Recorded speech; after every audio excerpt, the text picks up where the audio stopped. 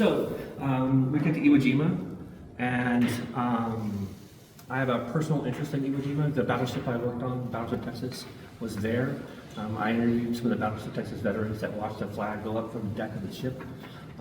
Their enthusiasm and excitement was basically transferred to me. I stood there and stood on the deck in the ship channel, tried to imagine being able to see Mount Suribachi and that flag going up and seeing what it would do to the people on the ship. I know the ship erupted in cheers and applause, and the battle was being broadcast over the chapel was broadcasting over the speakers. We're all familiar with this picture. We've all seen the raising of the flag before. Yes? Yeah. The title is Old Glory, goes up on Mount Suribachi. So how many in this room think that this is a staged picture or fake? We've got two fakers here. Well, it's not accurate. It is not a staged or fake picture. I've written down some facts here to make sure I get it right. The Iwo Jima was important because of we need to stop the Japanese from being able to identify our planes from flying over there and to attack our bombers as they're coming back. But we also needed a place for our bombers to land so that we could continue to move forward and bomb Japan. So it was a crucial part of the Pacific campaign. And the Battle of Iwo Jima was the first attack that the U.S. did on Japanese soil. The Armada was 800 ships, and more than 82,000 Marine soldiers and airmen were part of the invasion force, making it become the largest amphibious invasion in history, still to this day. And that was for the Battle of Iwo Jima. And if you go to our website, and you go to the collection module, if you put in Iwo Jima, you'll see that we have about 50 photographs from Iwo Jima. Why so many? Why do we have so many pictures? Well, Iwo Jima, they knew it was going to be important. And there were 4 Marine divisions that were part of the invasion force, the 3rd, 4th, and 5th Marines. And each Marine division comes with 30 photographers. One movie guy and 1 camera repairman. So that's 90 photographers that are Marine photographers that are on the island just from the amphibious force coming ashore. That doesn't count all the press. Some of the best photographers on the planet were there that day. The only one that wasn't was Robert Capa. But W. Gene Smith, and the others were there. So the invasion started on the 19th. I think I have that right. February 19th, and it wasn't until the 23rd, 4 days later, that the people on the island thought that Mount Suribachi was secure enough to raise a flag. So they asked for permission to raise the flag, and the flag raisers went up with their flag. And they went with a photographer named Lou Lowry. Oh, we didn't pull it. And that photographer went up and photographed the flag being raised on Mount Suribachi. And as soon as it went up, the people on the island cheered, but a ranking officer on the ground looked up and went, "Yeah, that's not big enough." And again, he went, "You find a bigger flag and get it up there. I want every goddamn Marine on this island to be able to see it." And so that's the reason why there are 2 flags. So as the first team was coming down the mountain, under sniper fire the entire time, this was not a secure, it was not secure. And as a matter of fact, one of the photographers, Bob Campbell took this picture. Came under sniper fire and had to jump off a 20-foot cliff and thought he lost his camera, but his camera was indeed fine, which is why we have that picture.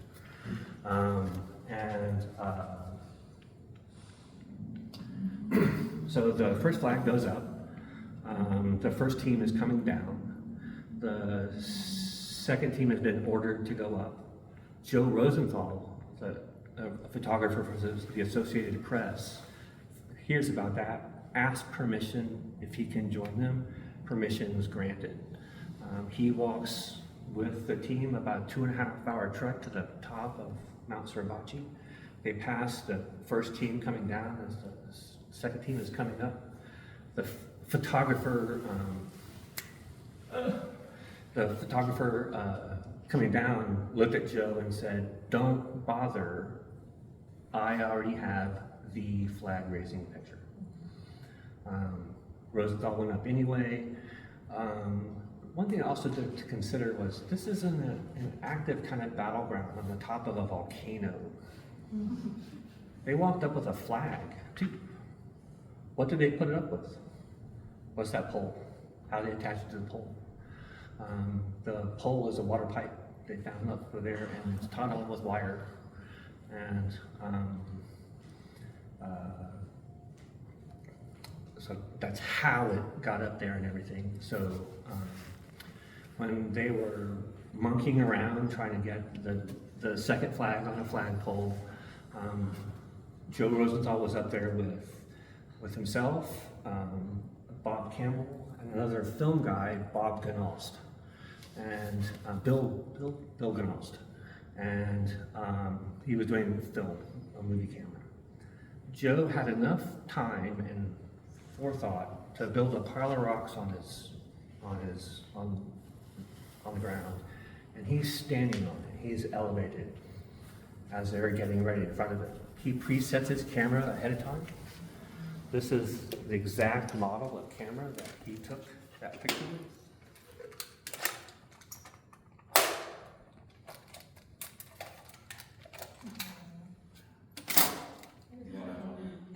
So he had everything preset, was waiting for them to raise the flag.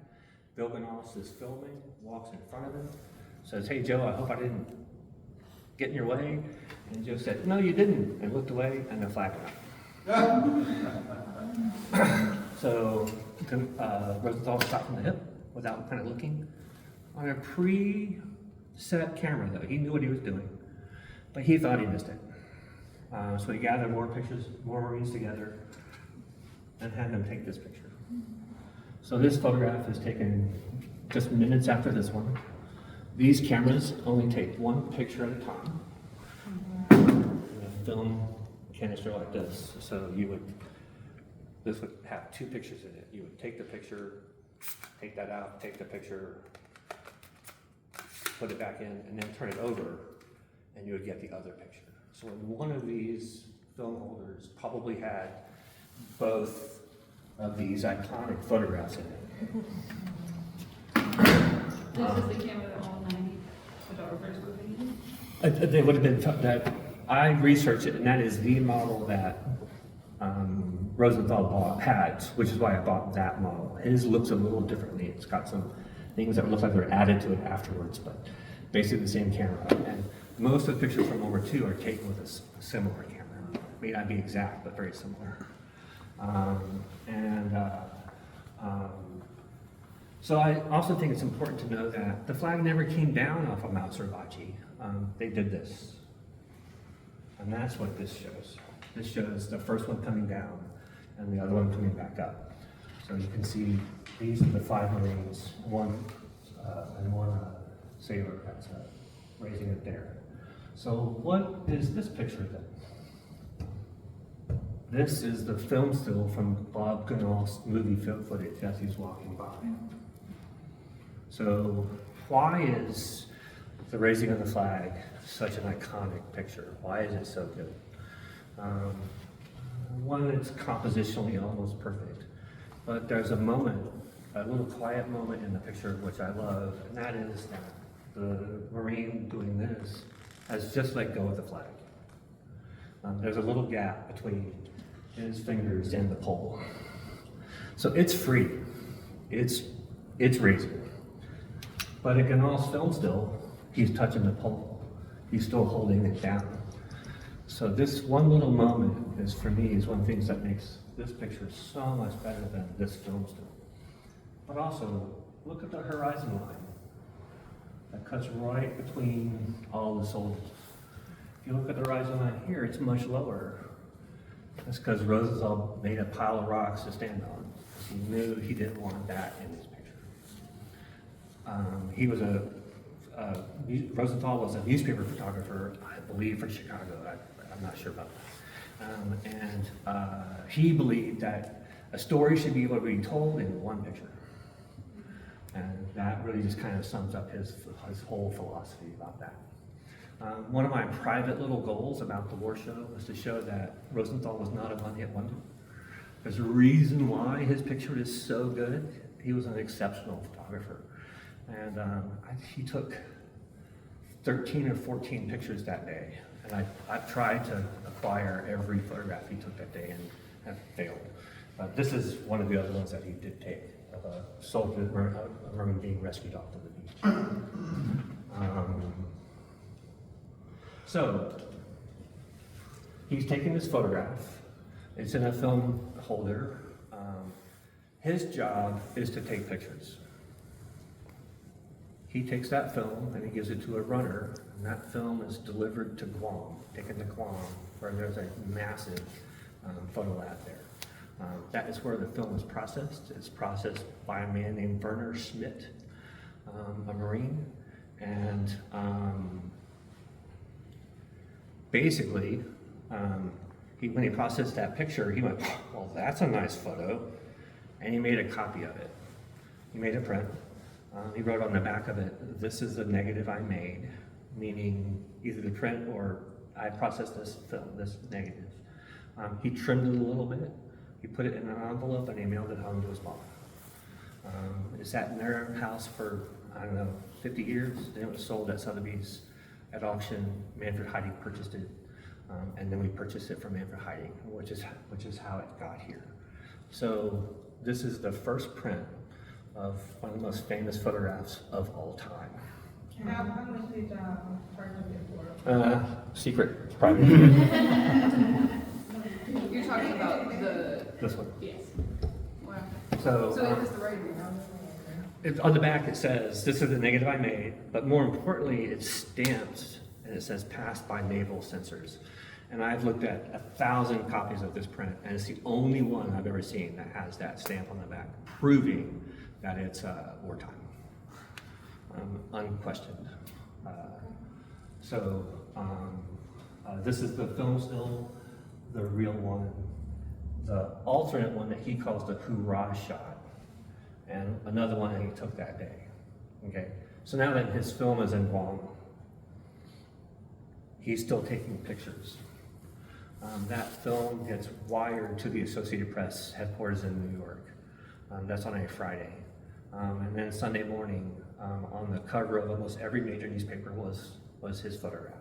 And it truly changed the spirit of the nation, truly transformed things.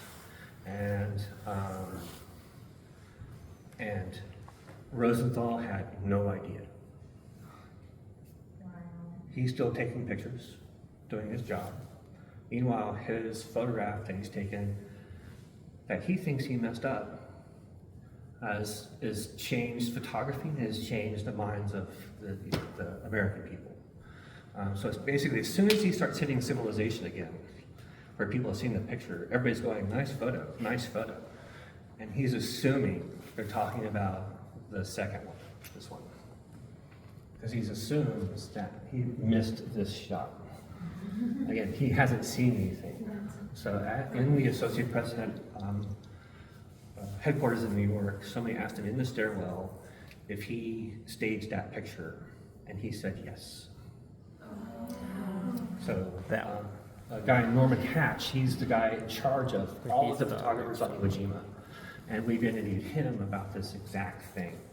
He said to imagine the Associated Press building as a giant coffee filter, as a giant filter, and at the bottom of it is a radio station. And news comes in and it gets filtered down, and through a series of events of multiple things that happened, the radio station aired that his photograph was a fake without verifying it, without doing their due diligence. And the next day, the Associated Press recanted it as a fake. And he spent the remainder of his life defending the photograph. And it's very clear that it's not. It's not the first flag raising, but he didn't stage it. Purists want the first flag raising, but it's not as good of a picture. If this picture didn't exist, that other picture would be fine. It would have made it to history books and whatnot, but has nothing compared to this one. And so that's the whole life of this photograph, and how it's now regarded as the most mimicked and copied photograph of all time. Google it. You can find stormtroopers raising a tree. You can find anything raising the flag. The citizens. Yes, it is ubiquitous, and it is everywhere. And this is the very first print. This is what started all of it. And that's the original. And that is the original. Stamped. And Norman Hatch says that, the last part of the story is that Norman was called to the Associated Press headquarters and grilled as why there were two pictures. He assured them they're both real events. First flag raising, second flag raising, this is why that had happened. And they're like, okay, better picture, we want to use this one, the Rosenthal. And the Associated Press said, sure, you can use it. It'll cost you $1 every time. Because Joe Rosenthal was not military. He worked for the Associated Press. He was denied from the military for poor eyesight. And goes on to hit that. So Norman lied a little bit and just said, well, we had a film guy. You can use the film still instead of the Associated Press. You can use this for press instead of this one. And but at that point, Norman Hatch didn't know if Ganal's film had come out yet. He had spoken ahead of knowing that information. So as soon as that meeting was over, he called people processing the film and found out it came out fine. But the Associated Press caved. They wanted their picture out, not the kind of poor copy of it. And they waived the fee. And that's why it's the most published photograph of all time in print. It's the raising of the flag.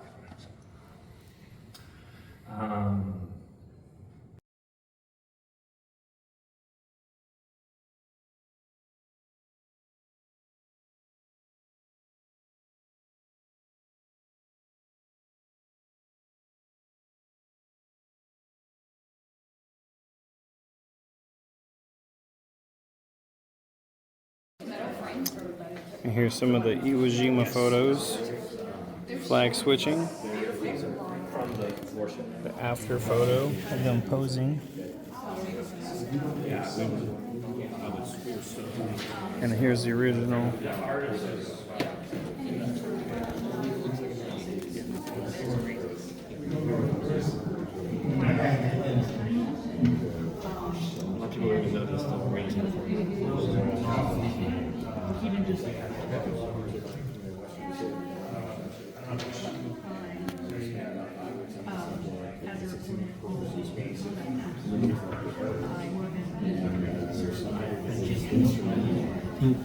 Notice the hand.